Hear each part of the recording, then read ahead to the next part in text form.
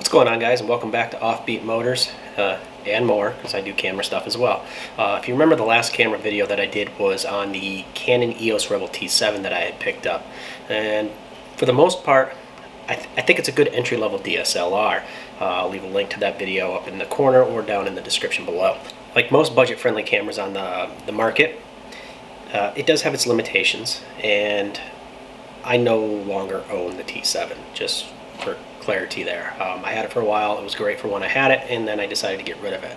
I decided to go back a couple of years, and I picked up a second-hand Canon Eos Rebel T5i, and that's what this video is going to be about, plus some lenses.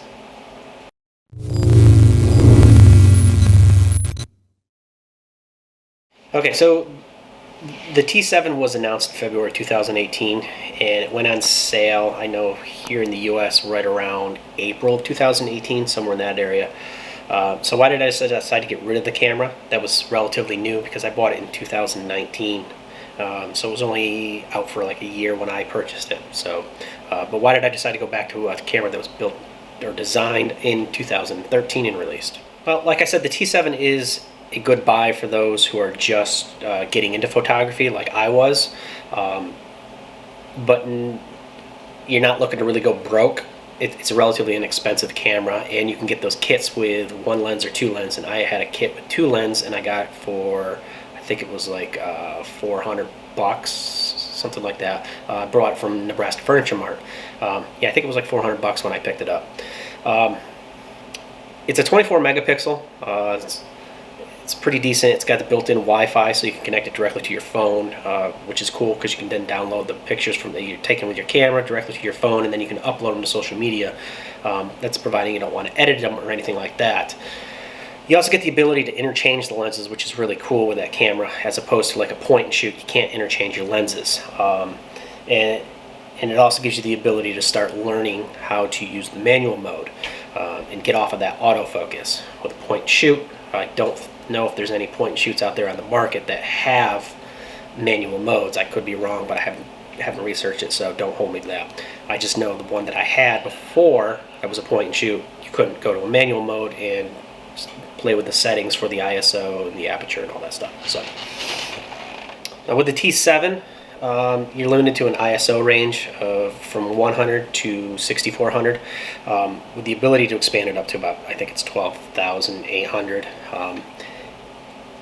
It's also good for getting you out of that, like I said, out of that auto mode and getting you to start playing around with the shutter speeds and whatnot. And that's exactly what I used it for. I basically learned how to use those. I'm still not proficient at it by any means, but it helped me get an understanding of what they are and how to use them. So it helped me a lot, and I didn't really want to do that with a really expensive camera because I didn't know if I was going to, really take to it and if I was going to enjoy it or not. But I did enjoy it. I took to it, and I decided to get a camera that's a little bit better, even though I went back a couple of years. The Achilles heel with the T7 for me personally was the video capability of it, or I wouldn't really say the lack thereof, because it does have capability of recording decent video, but it has limitations, and that's what really shines on this camera in the limitation aspect. So I don't really think it's a shine, but you get what I'm saying. Now, the more and more, I originally purchased it because I wanted to start taking photos, but the more and more I used it, I realized I wanted to use it for video as well, and I was really looking for something that was dual purpose, that I could use it for photos and video, and that's what led me into my next camera. The other thing with the T7 is it has a fixed screen on the back. It doesn't flip out, and it's not a touch screen or anything like that, so it's not really that great if you want to hold the camera out and take a selfie of yourself. You don't have that screen off to the side to really show you what you're looking at and where you're pointing, so you don't really keep yourself in the center of the frame. Or if you're vlogging with using the video aspect, you don't really know exactly where you are, so you may be off to the side, maybe a high or low. So it kind of sucked in that aspect. And it was just nice. The touchscreen would be nice to have as well, because you could just use rather than going through the dials and everything else, you could just do it on the screen. The other biggest drawback about the whole video aspect with that camera is the fact that it's a mono microphone, and that's it. You cannot add an external microphone which really hinders the audio quality of that camera because you're stuck with what the camera offers you unless you have an external device that you then sync up to your video if you're going to, once you start editing it, which there are programs out there that will do that for you, but it's never 100% perfect, and that's kind of an art form all on its own, and I don't have time for that.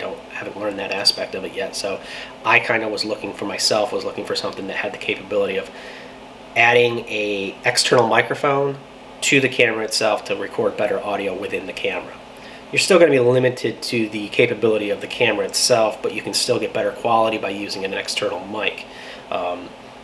You can't change the processor or anything like that inside the camera, but you can change how it picks it up, where it picks it up, and all that other stuff, which can make a big difference if you're doing video. The T7, it gives you 24, 25, and 30 frames per second in HD, 1080p HD. But if you wanted to go up to 60 frames per second, which I know a lot of people use 60 frames per second or higher, especially when they want to do a slow-mo, because you really should be doing like 120 if you want to do slow-mo. I don't really do a lot of slow-mo, so that's not a big deal, but you have to kick it down. It automatically gets kicked down to 720p. It's still HD, but it's 720. And there is no 4K capability of it, which isn't a big deal for me because I don't really shoot anything in 4K anyways with any camera that I have. I just pretty much go with regular HD. So one of the differences between the T7 and the T5i, which I have right here in my hand, I did have to sacrifice on megapixels. I dropped from 24 megapixels in the T7 down to 18 megapixel on the T5i. It's not really that big of a deal. You still get very good quality pictures and stuff like that. Now, they both used, they're both crop sensors, aps-c CMOS sensors, so there's no change in that. So now the big advantage is the ISO range for low light, which it just helps brighten up the image. It doesn't allow more light or anything like that. But with the T5i compared to the T7, you get an ISO range of 100 to 12,080 with the option of going up to 25,600. So like I said, it allows for brighter photos in low light conditions. But you just want to be careful because you don't really want to bump your ISO to compensate for low light. That's not really, you'll start getting grainy photos and stuff like that, or it's also known as noise. So you want to kind of avoid that. So stick with the lower ISOs. So if you just use my philosophy, I kind of debunked myself, but it's just nice knowing you can go up there if you have to, even though you really shouldn't. The other advantage on the photo side with the T5i compared to the T7, in your continuous photo, you have an option to do continuous photo, so photo burst. So you hold the button down and it goes pop, pop, pop, pop, pop, pop, takes the photos in rapid succession. The T7 allows you to go to 3 frames per second, so it'll take 3 photos every second when you hold the button down. The T5i bumps that up from 3 frames per second to 5 frames per second, which will help you in possibly getting a better picture. That's really good to use when you're doing like sports photography or something like that outdoors, and you're trying to capture the image and you're in manual mode and you're click, click, click, click, click, click, click, click, click, click, and moving. So it could help you aid in getting a good picture. Whereas with the T7, you may miss it. But again, it's not that big of a deal because it's only 2 frames per second, but sometimes 2 frames per second makes all the difference in the world. On the video side with the T5i, you still get 24, 25, and 30 frames per second at 1080p HD and 60 frames per second 720p HD. So there's not really a big change in that. The big advantage of the video aspect with this camera compared to the T7 is the ability to add an external mic. You have the ports for it right there. So you got that is a huge deal breaker because you can then get better audio quality out of your videos with this camera compared to the newer camera of the T7. I know there's a T7i out there that may have the ability, and I think that might be I should have researched that. But anyways, moving on. I'm just comparing the two. So T5i I picked up did come with a lens. It came with the kit lens that it was originally sold with, which which is right here, it's pretty lightweight, it's made up of a lot of plastic, is a 18 to 55 millimeter, and it runs the f-stop from 3.5 to 5.6. And what that means is when you're zoomed on the lowest zoom setting, 18 millimeters, you can go down to 3.5 on the f-stop. When you're up to 55 millimeter, the lowest you can go is 5.6. But the big advantage with this is, again, if you wanted to pick this camera up with the lens, it gets you out there taking pictures, which is good. Some places you can buy just a body.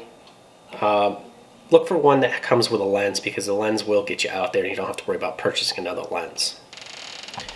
With that being said, I do recommend picking up lenses. The kit lens is good, but like I said, it's plastic and it's not the greatest lens in the world, but it'll get you out there, and it does take pretty decent images. You can look at, if you want to stick with a Canon lens for your Canon camera, you can look for used lenses on the secondhand market through eBay or other areas, Facebook Marketplace. But you just want to be careful buying used.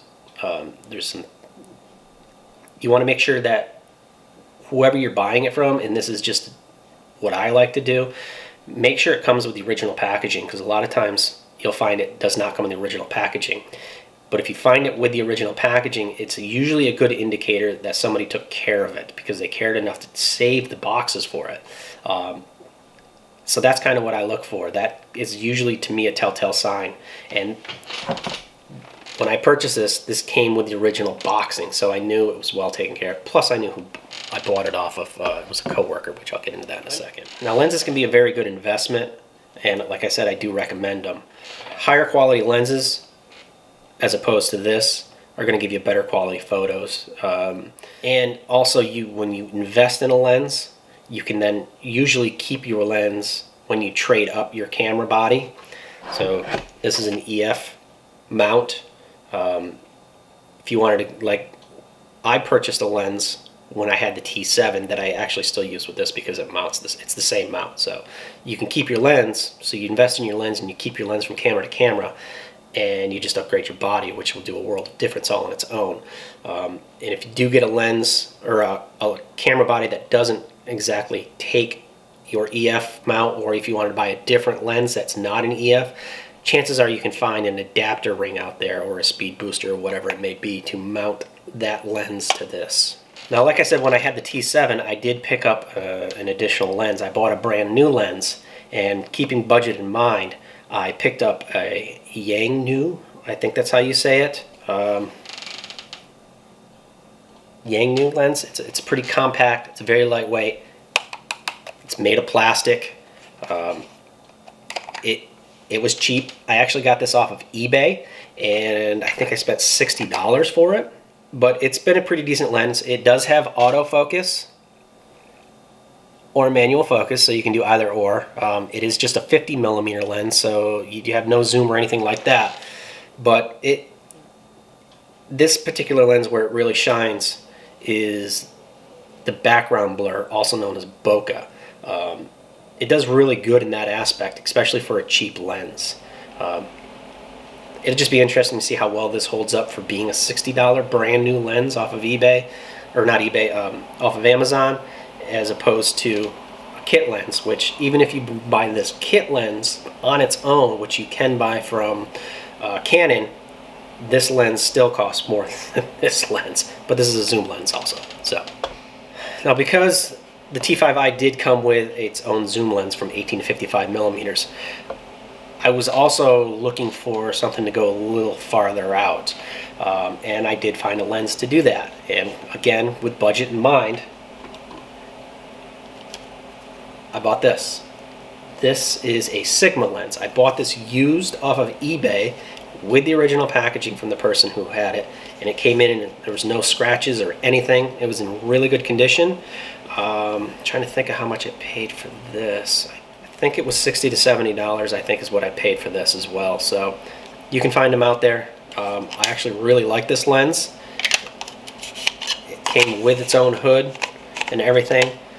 I don't have any filters, which is something you might want to think about as well. And there's millions of different filters you can get for these things, all different sizes and everything else. But just on its own, it's pretty good. It has image stabilization. It is manual and autofocus. The one thing I like about this is it has a lock on it. So right now it's unlocked and you can move it, but if you're transporting, you don't want that, you can lock it so it doesn't move around. You don't get that with this. So that's really nice to have. The other thing that's nice about this, it's heavy. It's real glass inside, whereas something like this, it's going to have like some type of an acrylic or plasticky type glass, especially with this for 60 bucks.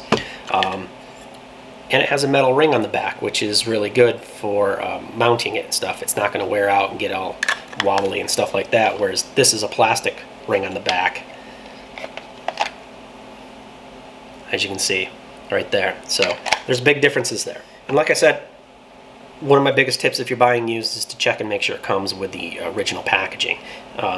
If you're looking at a post about something, you don't see the packaging in the picture or in the description, always read the descriptions too, because a lot of times you'll have great photos of something, but they'll mention some defects in the description. But if they don't mention in the original packaging, or don't be afraid to message the person and ask them if they have the original boxing that the camera lens came in, or whatever it is you're purchasing, because at least they're going to say is no, and you move on with your life and find something else. Now, one of the last things that I also recommend picking up with budget in mind is a battery grip. These are great because you end up with 2 batteries instead of 1, which means you're going to last longer and you're going to be able to take more photos or video. The other thing is this particular one has the controls on it, so that comes in handy when you have, usually you're taking the camera like this, but move it like this. You don't have to try to go like this. Let me just show you. So normally you're taking your picture like this. Okay, so there you is. It just goes right into the bottom where the battery normally goes. You take the door off and it just goes on, and you twist this until it gets tight. Normally you're taking a picture like this, so you got the body upright, but if you wanted to go this way, you don't have to go like this. You can now hold it here, so it's more natural for you. So that's really good. The other good thing is it adds some weight to the bottom of this, which helps in the stabilization. Light cameras are really easy to get shake and stuff like that. You have a battery on here, it helps with that because it puts a little more weight onto it. So I recommend picking one up. This is a Neewer, is the company name. I got it off of Amazon as well, and I don't remember how much I spent off of this. I actually had my wife order it because she's got Prime and I don't. So she actually ordered it for me. So those are some of the advantages. Now, like I said, I did pick this up used, and I picked it up off of somebody that I work with who's into photography. So I knew it was well cared for. He has cameras that are way more expensive than this, and this particular camera he purchased for his wife to use. She barely used it over the course of the years that she owned it, and I had mentioned that I was thinking about changing from the T7 to something else, and he's like, well, I have a camera that my wife may be willing to sell. Let me talk to her. He talked to her. She said, yeah, she'd be willing to sell it because she wanted to buy some purses. And he's like, just throw me an offer. So I threw him an offer, and he brought it in. I gave him the money, and it did come with all of the boxing for everything, all the packaging, the manuals. It came with everything that it was supposed to come with, brand new, as if when you were to buy it back in 2013 or 14. And like I said, it wasn't barely used, and it was well cared for. It wasn't just sitting out collecting dust. It was put away when it wasn't being used. So if you can, by all means, buy off of somebody that you know that is into photography, because they're the ones that are going to take care of this. Any Joe Schmo off the street that doesn't really care, probably not going to take care of it. And that's one of the risks you're going to take buying off of eBay and stuff like that to keep your costs down. But don't be afraid to ask questions to try to get a feel for the person so that you know what you're buying. I try to do everything on a budget, so I like to save as much as possible. That doesn't say that I won't spend the money if necessary, but I try not to if I don't have to. And so far, I haven't had any problems with any of the used items that I've purchased or the cheaper items. Granted, they're not as good as buying straight from Canon brand new, but that wasn't why I purchased them. I didn't think they were going to be 100% perfect. So that being said, the name of what I'm doing, which I'm hoping is helping you, is to just on a budget get out there and start taking photos if it's something that you're interested in on the cheap. And by cheap, I mean not spending $3,000, $4,000, $5,000, $6,000 on a body and a lens just to get out there. I mean, there's lenses that can go up to $6,000, $7,000, $8,000, $9,000, so they're out there. But those are for professional use. T5i and the T7 are both good cameras. For someone who's looking to get into photography on a budget, you can't go wrong either way. It's all going to depend upon, like I said, this is better for video because you have the ability to add the external mic, whereas you can't do that with the T7. You might be able to with the T7i, but that's going to cost you more. So just keep that in mind.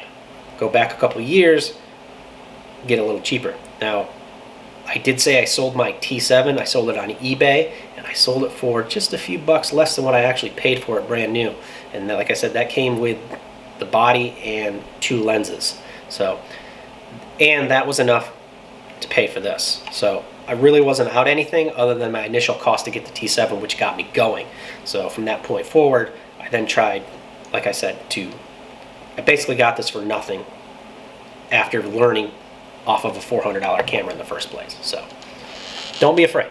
You know, then after you get used to using something like this, maybe you want to step up to mirrorless and then full frame. So you never know. You just got to start doing it before you know. So that's the video, guys. I hope you liked it. Don't forget to leave a thumbs up, comment if you want, share if you want, and yeah, I'm gonna have another camera video coming out soon on a different camera. Haha. Yep. So not sure what I'm gonna do with this one yet, but yes, I did get another camera which I am using to film right now. I may be selling this, I may not. I do like this and it served me well, so I may keep it around and use it as a second camera, mainly for photos, because the camera I have now,